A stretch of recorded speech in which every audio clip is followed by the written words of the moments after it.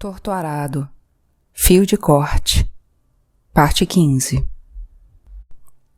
Belonísia me encontrou dobrando algumas peças de roupa e guardando na mala que pertenceu à nossa avó. Vi seus olhos surpresos com a descoberta e não fui capaz de comunicar nada sobre o que estava fazendo. Nem ela. Seu olhar era inquisidor, árido como o tempo que nos cercava. E minha vergonha era suficiente para que sequer tentasse justificar o que fazia. Chorei depois que minha irmã saiu, porque eu tinha certeza de que estava contribuindo para o seu sofrimento. Estava tendo encontros com nosso primo. Talvez ela já desconfiasse da gravidez, mas além de tudo isso, eu era sua irmã. Não tínhamos segredos, ou ao menos evitávamos ter. E havia me encerrado em meu mundo naquelas últimas semanas, esquecendo-me da família e dela, principalmente, que parecia cada vez mais distante. Não suportei recordar seu olhar, chorei longe de casa. Não poderia mais continuar com a ideia de deixar Água Negra. Precisava dizer a Severo que queria continuar a viver na fazenda, que enfrentaríamos nossos pais, que no fim tudo daria certo. Construiríamos nossa casa perto da casa de tio Servo e de tia Ermelina. Era assim que deveria ser quando dois jovens se uniam. Construíam sua casa no terreiro da casa dos pais. Havia uma comunicação e a espera de uma espécie de consentimento por parte do gerente da fazenda para que começassem a erguê-la. Faríamos nossa casa como todas as outras, com o barro das várzeas, com as forquilhas que forjávamos das matas. Cobriríamos com o junco que tomou conta do leito do Utinga com a grande seca. Quando estivéssemos estabelecidos, poderíamos planejar a nossa partida, ir atrás dos sonhos de Severo, que passaram a ser meus também. Não queria também viver o resto da vida ali, ter a vida de meus pais. Se algo acontecesse a eles, não teríamos direito à casa, nem mesmo a terra onde plantavam sua roça. Não teríamos direito a nada. Sairíamos da fazenda carregando nossos poucos pertences. Se não pudéssemos trabalhar, seríamos convidados a deixar Água Negra, terra onde toda uma geração de filhos de trabalhadores havia nascido. Aquele sistema de exploração já estava claro para mim. Mas eu era muito nova, e aquele não seria o momento, muito menos as circunstâncias adequadas para partir. Puxei a mala de debaixo da cama e retirei tudo o que havia guardado. Não iria seguir viagem com Severo, para um destino incerto, de fazenda em fazenda, até chegar à cidade. Iria encontrá-lo naquele mesmo dia para dizer que falaria tudo aos meus pais e que permaneceríamos ali, juntos, se assim quisesse. Se quisesse deixar a fazenda, seguiria só sua vida, que se sentisse livre. Eu queria a criança. Não nos faltaria família. Não seria abandonada por meus pais. Eles eram rigorosos na nossa educação, mas até esse rigor tinha um limite. Terminariam por me ajudar, me acolheriam em casa, não haveria mágoa nem rancor. Até Belonísia se renderia ao sorriso do sobrinho, e eu poderia dá-lo para que batizasse, o que significaria um gesto de aproximação e perdão pelas diferenças que haviam surgido entre nós nos últimos meses. Havia também o que foi dito pela encantada de Dona Miúda, a tal Santa Rita pescadeira. Não me deixava impressionar pelos encantados. Estava tão acostumada à sua presença que não me permitia envolver pelo mundo de obrigações e interditos da crença. A distância me protegia das bênçãos ou infortúnios. Era o que esperava. Mas também não havia sido o acaso que me trouxera aquela mensagem. Ou se fosse o acaso, era fato que o que foi dito se endereçava a mim, e achava que apenas eu e Severo sabíamos. Permaneci no limite entre a crença e a descrença. Passei noites em claro, pensando no significado das palavras vitória e derrota, e o que tudo aquilo poderia dizer sobre a viagem, sobre o filho, sobre minha vida com Severo. Minha ansiedade aumentou. Imaginava o porquê da encantada segurar meu braço e não o de Dona Tonha, que estava ao meu lado, ou o braço de Crispina, de mãos dadas com o sobrinho e a irmã crispiniana. Será que Dona Miúda já havia me visto deitada com Severo no meio da mata?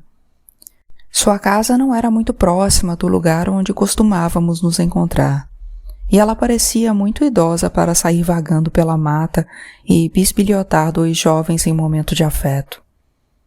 Encontrei Severo no mesmo lugar de sempre. A jaqueira fazia uma sombra rara, considerando a estiagem que se prolongava além do esperado. Comuniquei que havia começado a separar algumas roupas para a nossa viagem, mas que Belonísia tinha me surpreendido.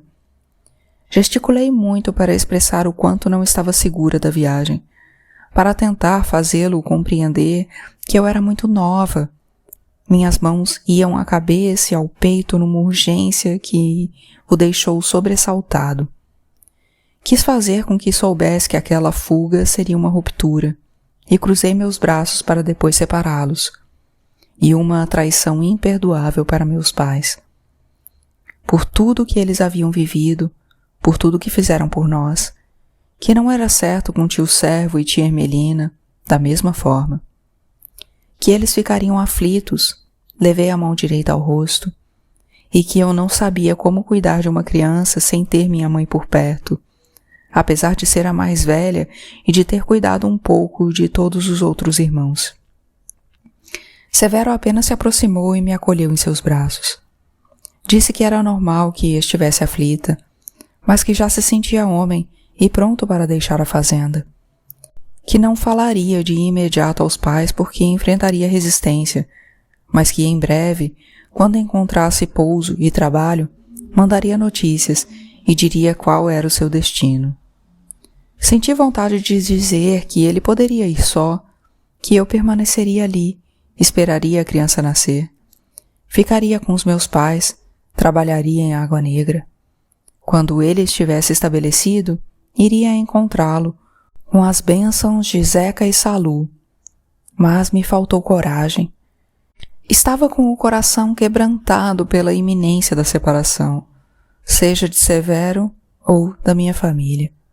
Com muito sofrimento, nos despedimos sem decidir nossos destinos.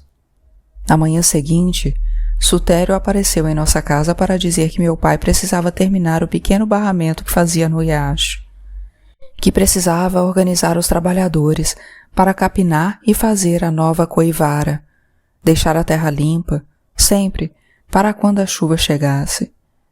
Entrou em nossa cozinha e perguntou onde havíamos colhido as batatas doces. Meu pai respondeu que havíamos comprado na feira da cidade. Com que dinheiro? Ele quis saber. Vendemos o resto do azeite de dendê que tínhamos fabricado, disse. Sutério pegou a maior parte da batata doce com as 2 mãos grandes que tinha e levou para a rural que havia deixado em nossa porta. Pilhou também 2 garrafas de dendê que guardávamos para fazer os peixes miúdos que pescávamos no rio. Lembrou ao meu pai da terça parte que tinha que dar da produção do quintal. Mas as batatas não eram produção do quintal. Da terra seca não brotavam nem pasto, muito menos batata. E a secura era tanta que nem as várzeas estavam sendo cultivadas. No leito do rio, onde não havia água, era possível encontrar uma lama que apodrecia as sementes, de onde também não brotava nada, apenas taboa para fazer esteira, sacola e teto de casa. Vi a vergonha de meu pai crescer diante de nós, sem poder fazer nada.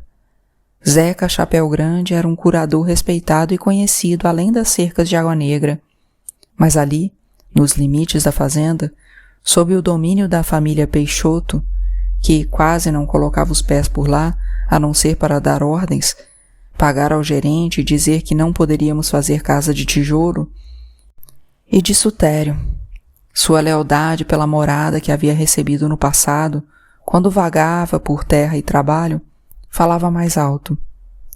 Vi minha mãe se movimentar, seus olhos se injetaram, indignados, mas se deteve ao perceber meu pai se sentindo incapaz de questionar e reclamar de qualquer coisa. Muito pelo contrário, ainda colaborava com a sua liderança espiritual para a manutenção da ordem entre as famílias que moravam ali. Era a ele que Sutério ou qualquer um dos herdeiros se dirigia para pedir a intervenção em conflitos dos mais variados, desde animal comendo em roça alheia até construção erguida com material que descumprisse as interdições impostas aos moradores. Não poderíamos feri-lo, ainda mais em sua humilhação, pedindo que ele tomasse de volta as batatas doces que havíamos adquirido com o nosso trabalho na feira. Como foi longa aquela noite. Não dormi. A insônia havia se tornado companheira nas últimas semanas. Pensei nas palavras de Severo sobre a situação de nossas famílias na fazenda, que a vida toda estaríamos submissos, sujeitos a humilhações, como a pilhagem de nosso alimento, que eu tinha um papel nisso tudo e que meus pais precisavam de mim para mudar de vida, que poderíamos, sim, comprar nossa própria terra e vir buscá-los, que só assim conseguiríamos ter uma vida digna. Dei um jeito de encontrar Severo, mesmo sem ter combinado. Quando nos vimos, precisei apenas olhar para que ele soubesse que havia me decidido pela partida. Então planejamos o dia exato, a hora, até onde seguiríamos andando e de onde tentaríamos carona para deixar a Chapada Velha. Na madrugada da partida, a mala antiga de Donana estava arrumada, com a poeira espanada, para que eu pudesse levar o pouco que tinha para essa nova vida que despontava. Levantei enquanto todos dormiam. Pedi a Deus pela saúde e pela vida de todos durante o tempo que passaria fora. Pedi que os encantados me ajudassem a não ser considerado uma desonra e que, quando retornasse com o dinheiro, já estabelecida em nossa terra, para buscar nossas famílias, todos entendessem que aquela viagem havia sido por uma boa causa. Pedi a Deus, especialmente por Belonísia, que há pouco mais de 10 anos compartilhou comigo um incidente que mudou de certa forma nossas vidas.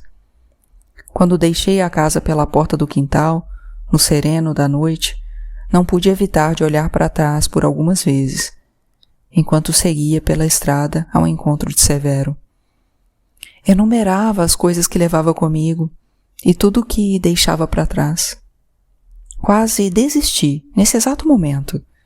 Deixaria Severo partir sozinho, mas a imagem de Sutério levando o nosso pouco suprimento e a fome e o improviso que se seguiram para fazermos a refeição mais tarde me deram a firmeza necessária para prosseguir. Dentre as coisas que levava, e talvez a que mais me machucava, era a minha língua. Era a língua ferida que havia expressado em sons, durante os últimos anos, as palavras que Belonísia evitava dizer, por vergonha dos ruídos estranhos que haviam substituído a sua voz. Era a língua que a havia retirado de certa forma do mutismo, que se impôs com o medo da rejeição e da zombaria das outras crianças, e que por inúmeras vezes a havia libertado da prisão que pode ser o silêncio.